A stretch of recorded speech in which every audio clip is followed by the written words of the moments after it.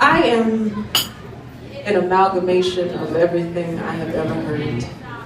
I am a rock chick, I'm a soul chick, I'm a jazz chick, I'm an R&B chick, Brazilian, and even classical. And of course, gospel. And my story is that ever since I could remember, I remember seeing Stacey Lattisaw on Soul Train, so I know I'm dating myself right now, don't even worry about counting. I said, oh, that's what I really want to do. That's what I want to do. And as time progressed, Fame was on television. I know I'm still telling my age, okay. Then I wanted to go to this performing arts high school, and that's just what I wanted to do with my life. And fast forward many years, and I come full circle where the Lord said, okay, you're not in the music business. You are not a rock star. I have something for you to do. So it has been a season of transition for me because that's what I thought I was supposed to be. So in answering your question, I'm just a woman who is evolving, who has been seeking to understand what love is through God's eyes and taking that all in and processing it, and then sharing that with people based on what He gives me. I'm a work in progress. I'm learning how to love. I'm learning how to embrace intimacy with God and learning how to embrace intimacy with other people, because you have to start first with God before you can be honest with other people.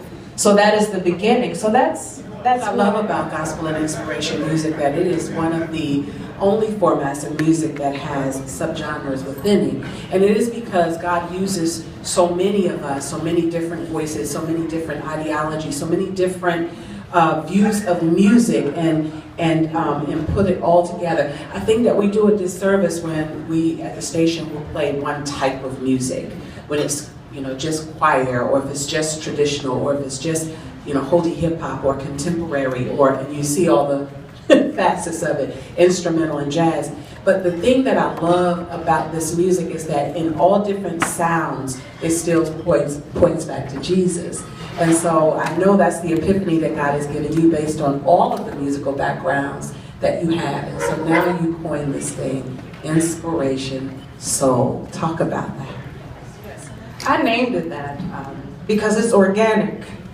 It's built on the premise of lyrical, instrumental, and vocal freedom, meaning there's more than one instrument to articulate a thought. And as far as approach, everything about this is organic. There's no boxes for it. It's clearly just conversation. When you know somebody, you can have intimate conversations. And I believe this music is just about taking the barriers off. You should be able to hear a worship song with acoustic guitar and vocals. So there's so many ways to articulate a thought, and that's what it's about. It's organic, it's not in a box, and I believe it's for people who are searching, and that they are searching for who God is, and they want to remove the religiosity and really find out the truth of who God is. Because this thing is serious. Salvation is serious. People are hurting in the world. They're trying to figure things out. So there's no time for all of that other stuff. So Inspirational Soul is about getting to the heart of the matter. And I love it because it's your voice. When you hear people say, God spoke to me and He said, oftentimes when God speaks to us, it's in a way that we can articulate, right? So it's individual. That's what the relationship is all about. So when God speaks to me, I'm from Northwest DC. I grew up right here on Georgia and Jefferson. So when God speaks to me, it's not, Cheryl, thou'th are the beautifuleth. You know what I mean? When He speaks, He might speak to some folk like that, because that might be how they receive Him. He's going to say, I need you to shut it up. Or He's going to talk to me the way that I know is audible for His voice. So with you, who He created and designed, He's going to speak to you the way you know His voice. And now you articulate that in music. That thing to me is so absolutely amazing about, our God and how He individually made us, and how we should be open and creative to hear the different ways that He speaks through us. So now we have this new project. the closet. Intimate conversations. You're letting us in on these conversations that you had with Christ. Talk about this project and why you titled it that. One day I was going into my closet, and the more and more I started to think about it, I said, something is happening. Every time I go in this closet, because I'm getting ready for the day, immediately as I'm entering in the door, I would get a melody or a concept for a song, and I'm going, there must be something to this closet. So one day I said, okay, I'm going to sit on the floor in the closet. I'm sitting there and I stare up at the top of the rack where my shoes are, and it comes to the closet, intimate conversations. And I'm like, Lord, for real? Okay. And then I'm sitting there and I get this concept for a song while I'm sitting there, and all I had was the first line and the hook. And I just sat there, and that's where I would go, and that's where I started to begin to pray. Now, this is before I heard about the war room. I knew nothing about the war room because I'm not really watching TV like that. So I'm in there and I'm going, wow. And the Bible talks about going into your closet to pray. So like all of it's kind of just coming together. So that's where I started, and these songs started to come out of that place. Love it. And you're right, because before War Room, many of us had those spaces. It may not have been a closet for me. Believe it or not, it's in a bubble bath. It's really me shutting everything out around me. I have 4 kids and a husband. And so sometimes I gotta quiet that situation. And they know when I'm in that bathroom, I've got worship music going, I've got candles, it's me and God. And I come out totally different. And so, and I journal. So after I come out that space, I can write down all the things that we just talked about, all the things that God's revealing, the empowerment. And so it's something about being able to tap into that intimate place with Him. And how you put that to music, I can't wait to hear this work. I can't wait to hear this project. We did hear some of the songs that you've written, but man, I can't wait to hear it, because it's just amazing how we reveal what God is speaking to us. Now, you talked about the closet and all of that, but who and what inspired you to do this record? I'd have to say I was in a really, really tough spot. And if it's okay, I'm going to be transparent. Not TMI, but transparent. I'd spent the last 4 years trying to process the ending of a marriage. I fought for it, let me say that. And I was kind of like the slow one. I was really having a difficult time moving forward, because I was like, I don't get it. How did I get here, and why? So a lot of the songs were just about me just going into prayer, going, okay, God, this is a space that I don't understand how to move forward, and you are the only one that can help me. I can't get on the phone, call girlfriends, because can't nobody help me with this. You are the only one that can help me move past this. So the inspiration just literally came from me just, God, here I am. I don't understand everything. I know I haven't always made the best decisions, but I'm in this space where I have nowhere left to go.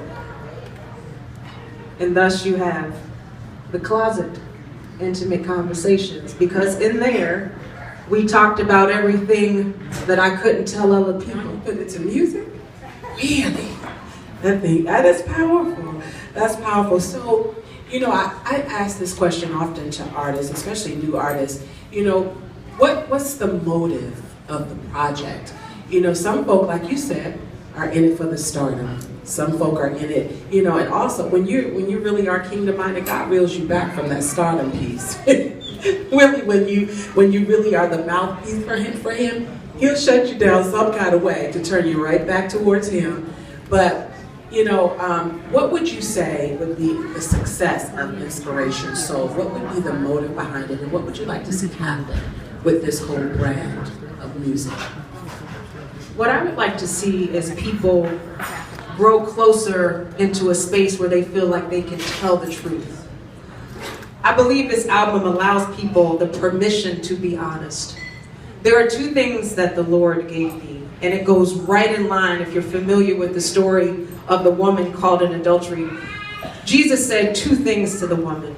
He asked her, where are your accusers? And she said they're nowhere to be found because they knew that they were guilty of sins in their own life. So nobody could technically accuse her. So he said, I don't accuse you either. Go and sin no more. So what I got from that was tell the truth and stop telling lies.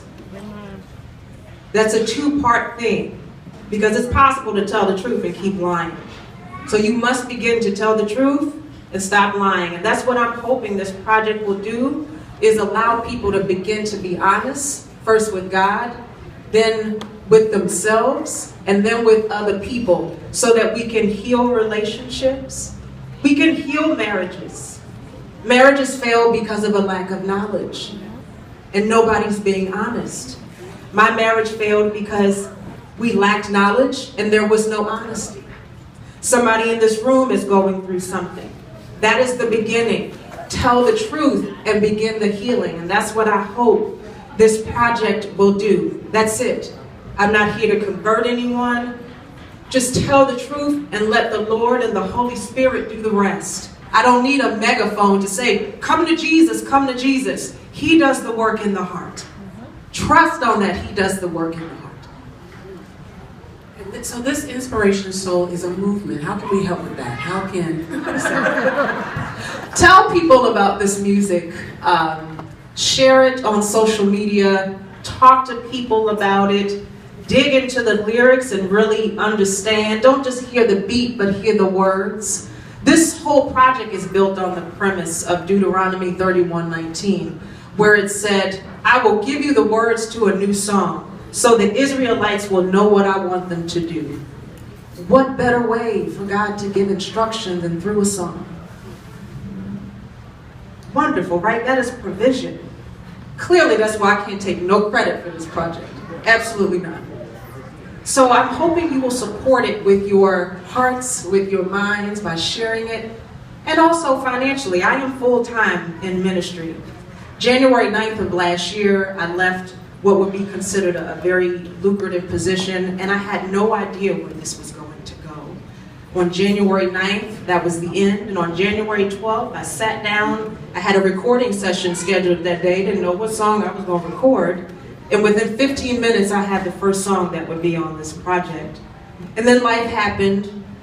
My grandmother passed away. Then I tried to get out of Dodge because I was trying to roll out, you know.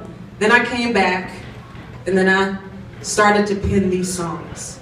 So I am full-time, and it is a very challenging, I don't even know how to articulate it well enough. It is very challenging because we are relying on people to support us. I'm not used to that. I'm a planner. I like to have things in place. I'm not accustomed to relying on other people to support what I'm doing. So this whole project is a faith walk for me. And I'm praying that I will do my best if I keep seeking God. And He said, I will take care of you. You don't have to worry. I'm still getting my brain wrapped around that thing. For real. So I'm trying to see what that looks like. I don't know what that looks like. But I'm taking literally one day at a time. So I'm saying all that to say we need your support on every level. Because I am not a rock star. You may never see me on some major platform. I have no idea. Maybe, maybe not. But at the end of the day, I still have an assignment to do whether or not I'm on prime time or not. So that is my petition to you. Thank you in advance for your hearts. Wow. Temika, more everybody. Want to hear some of this great music? Amen. So we're going to relinquish this thing to allow